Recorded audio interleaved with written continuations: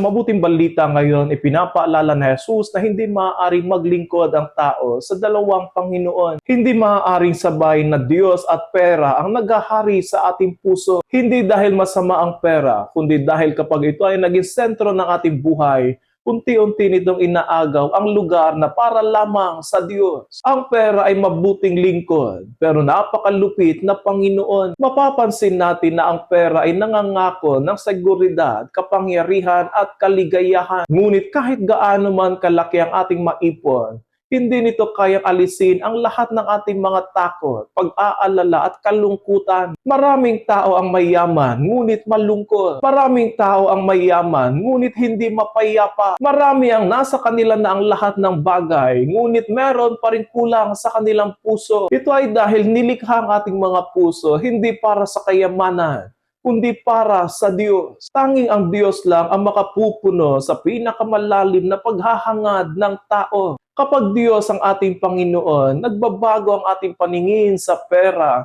at sa mga bagay sa mundo. Hindi na tayo alipin ng pag-iipon, paghahambing o kasakiman. Natututo tayong gamitin ang ating mga biyaya ng may pasasalama at pagiging mapagbigay. Ang pera ay nagiging kasangkapan ng pagmamahal, hindi sukatan ng halaga, sapagkat alam natin na ang ating seguridad ay wala sa yaman, kundi nasa kamay ng Diyos. Mga kapatid, bawat araw ay pagkakataon na pumili kung sino ang ating paglilingkuran, hindi lamang sa salita, kundi sa paraan ng ating pamumuhay. Kung ano ang pinakamahalaga sa atin, iyon ang ating tunay na Panginoon. Kaya hinihikayat tayo na Jesus na ilagay ang Diyos sa sentro ng ating puso. Sapagkat kapag ang Diyos ang ating kayamanan, mayroon tayong bagay na hindi mawawala, hindi mananakaw, hindi masisira.